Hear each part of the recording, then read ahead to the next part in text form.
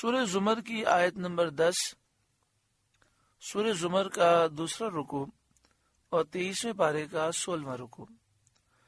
اللہ رب العالمین نے ارشاد فرمایا، قل اے محبوب آپ فرمائیے، یا عباد الذین آمنوا اتقوا ربکم، اے میرے بندوں جو ایمان لائے اپنے رب سے ڈرو، للذین احسنوا فی ہذہ الدنیا حسنہ، جنہوں نے بھلائی کی ان کے لیے اس دنیا میں بھلائی ہے، یعنی جنہوں نے اچھے اعمال کیے، اللہ تعالیٰ کی فرمانبرداری کی، ان کے لیے دنیا میں صحت، تندرستی اور عافیت ہے۔ وَأَرْضُ اللَّهِ وَاسِعَةٌ، اور اللہ کی زمین وسیع ہے، اس میں ہجرت کی ترغیب ہے کہ جس شہر میں گناہوں کی کثرت ہو اور وہاں رہنے سے آدمی کو اپنی دینداری پر قائم رہنا مشکل ہو جائے، چاہیے کہ اس جگہ کو چھوڑ دے اور وہاں سے ہجرت کر جائے۔ یہ آیت حبشہ کے مہاجرین کے حق میں نازل ہوئی، اور یہ بھی کہا گیا کہ حضرت جعفر بن ابی طالب، جنہیں جعفر طیار کہتے ہیں، اور ان کے ساتھیوں کے حق میں نازل ہوئی، جنہوں نے مصیبتوں اور بلاؤں پر صبر کیا اور ہجرت کی اور اپنے دین پر قائم رہے اور دین کو چھوڑنا گوارا نہ کیا۔ انما یوفی الصابرون اجرہم بغیر حساب، صابروں ہی کو ان کا ثواب بھرپور دیا جائے گا، بے حساب، بے گنتی، یعنی جنہوں نے صبر کیا ان کو بے حساب اجر دیا جائے گا۔ حضرت علی مرتضی رضی اللہ تعالی عنہ نے فرمایا کہ ہر نیکی کرنے والے کی نیکیوں کا وزن کیا جائے گا، لیکن صبر کرنے والوں کا وزن نہیں کیا جائے گا، انہیں بے اندازہ اور بے حساب دیا جائے گا۔ یہ بھی مروی ہے کہ اصحاب مصیبت و بلا حاضر کیے جائیں گے، جنہوں نے دنیا میں مصیبتیں، تکلیفیں اٹھائیں، وہ حاضر کیے جائیں گے، نہ ان کے لیے میزان قائم کی جائے اور نہ ان کے نامہ اعمال کھولے جائیں گے، ان پر اجر و ثواب کی بے حساب بارش ہوگی، یہاں تک کہ دنیا میں عافیت کی زندگی بسر کرنے والے انہیں دیکھ کر آرزو کریں گے، یعنی جنہیں دنیا میں عافیت ملی، تکالیف سے بچے رہے، وہ کل بروز قیامت اہل مصیبت کو دیکھ کر تمنا کریں گے کہ کاش وہ اہل مصیبت میں سے ہوتے اور ان کے جسم کینچیوں سے کاٹے گئے ہوتے کہ آج یہ صبر کا اجر پاتے۔ قل اے محبوب آپ فرمائیے، انی امرت ان اعبد اللہ مخلصا لہ الدین، مجھے حکم ہے کہ اللہ کی عبادت کروں خالص اس کا بندہ ہو کر۔ وَأُمِرْتُ لِأَنْ أَكُونَ أَوَّلَ الْمُسْلِمِينَ، اور مجھے حکم ہے کہ میں سب سے پہلے گردن رکھوں اور اہل طاعت اور اخلاص میں مقدم اور سابق ہو جاؤں۔ جو عبادت کرنے والے ہیں، اخلاص والے ہیں، ان میں سب سے میں آگے ہو جاؤں۔ اللہ تعالیٰ نے پہلے اخلاص کا حکم دیا جو عمل قلب ہے، جس کا تعلق دل سے ہے، پھر اطاعت کا حکم دیا جو اعمال جوارح ہے، جس کا تعلق جسم کے اعضاء سے ہے۔ چونکہ احکام شرعیہ رسول سے حاصل ہوتے ہیں، رسول احکام شرعیہ کو پہنچانے والے ہیں، تو وہ ان کے شروع کرنے میں سب سے مقدم اور اول ہوئے۔ اللہ تعالیٰ نے اپنے رسول کو یہ حکم دے کر تنبیہ کی کہ دوسروں پر اس کی پابندی بہت زیادہ ضروری ہے، اور دوسروں کی ترغیب کے لیے نبی علیہ السلام کو یہ حکم دیا گیا۔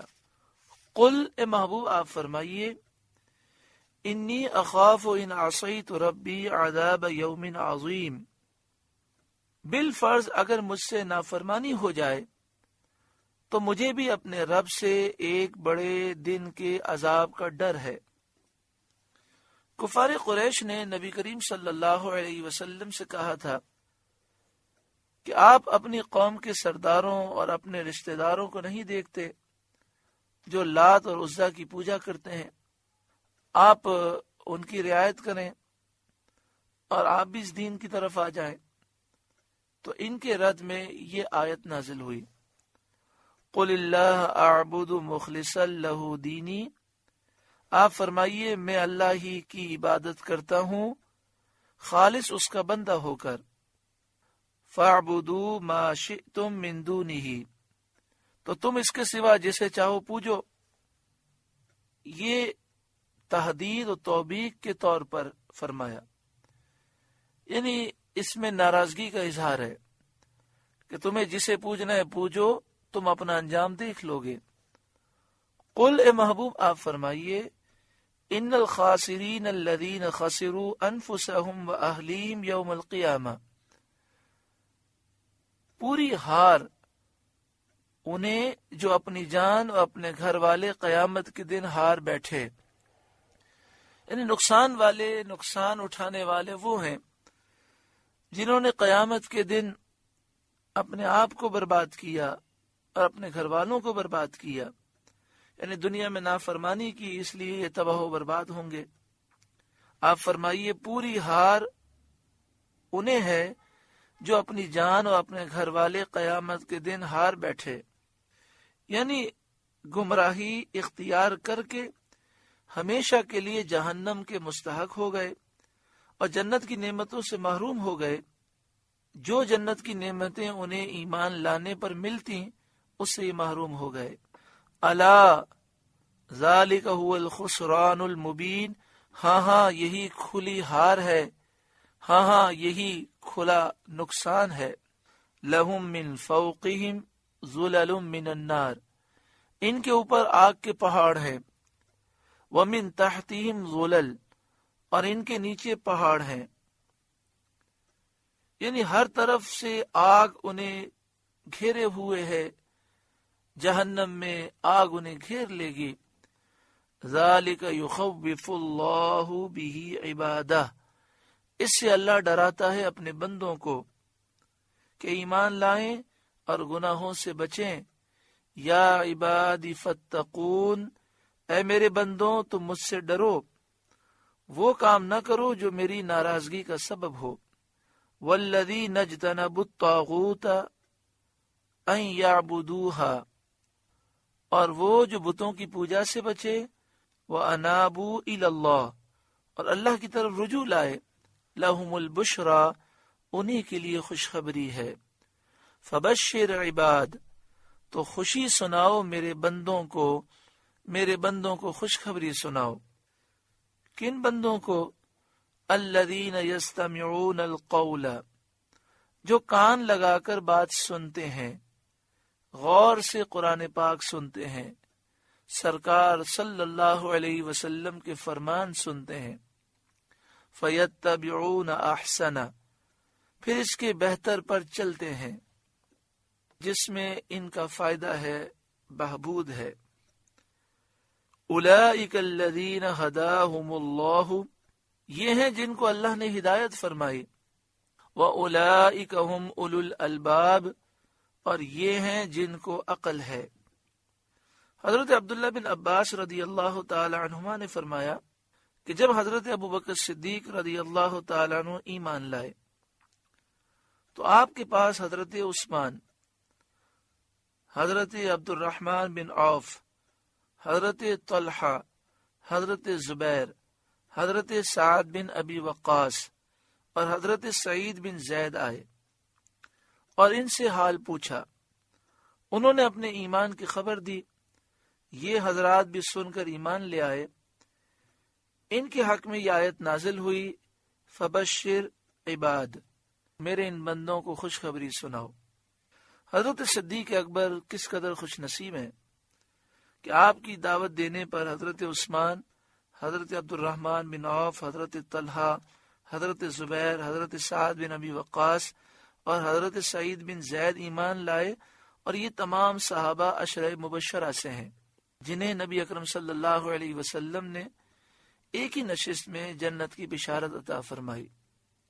10 صحابہ جنہیں نبی اکرم صلی اللہ علیہ وسلم نے ایک ہی نشست میں جنت کی بشارت عطا فرمائی، انہیں عشرہ مبشرہ کہتے ہیں۔ ان میں 4 خلفاء ہیں، حضرت صدیق اکبر، حضرت فاروق اعظم، حضرت عثمان غنی، حضرت علی، اور یہاں جن کے نام لکھے ہیں حضرت عبد الرحمن بن عوف، حضرت طلحہ، حضرت زبیر، حضرت سعد بن ابی وقاص اور حضرت سعید بن زید، یہ بھی عشرہ مبشرہ میں سے ہیں۔ آگے ارشاد فرمایا افمن حق علیہ کلمۃ العذاب، تو کیا وہ جس پر عذاب کی بات ثابت ہو چکی نجات والوں کے برابر ہو جائے گا؟ افانت تنقذ من فی النار، تو کیا تم ہدایت دے کر آگ کے مستحق کو بچا لو گے؟ یعنی جو ازلی بدبخت ہے اور علم الہی میں جہنمی ہے، کیا تم اسے ہدایت دے سکتے ہو؟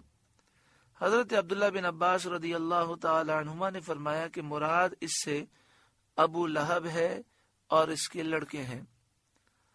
لیکن الذین اتقوا ربہم، لیکن جو اپنے رب سے ڈرے اور انہوں نے اللہ کی فرمانبرداری کی، لہم غرف من فوقها غرف مبنیہ، ان کے لیے بالا خانے ہیں، ان پر بالا خانے بنے ہیں، یعنی جنت کے منازل رفیعہ جن کے اوپر اور عرفہ منازل ہیں، یعنی جنت کے اعلی محلوں میں وہ ہوں گے۔ تجری من تحتها الانہار، ان کے نیچے نہریں بہتی ہیں۔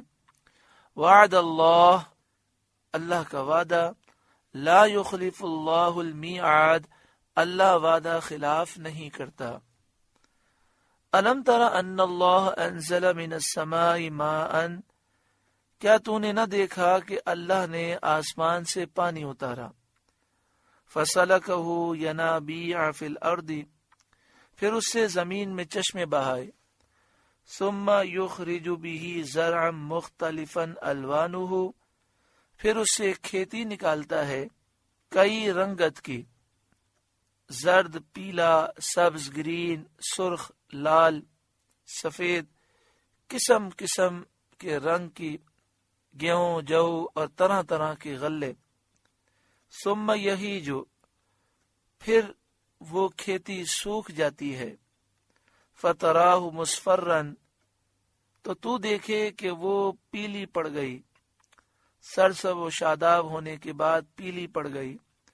ثم یجعلہ حطاما، ثم یجعلہ حطاما، پھر اسے ریزہ ریزہ کر دیتا ہے۔ ان فی ذلک لذکری لأولی الالباب، بے شک اس میں دھیان کی بات ہے عقل مندوں کو، جو عقل مند ہیں ان کے لیے اس میں نصیحت ہے۔ جو اس سے اللہ تعالی کی وحدانیت اور قدرت پر دلیلیں قائم کرتے ہیں ان کے لیے اس میں نصیحت ہے۔ سورہ زمر کا دوسرا رکوع مکمل ہوا۔ اللہ تعالیٰ اس رکوع کے نور سے ہمارے قلوب کو روشن فرمائے۔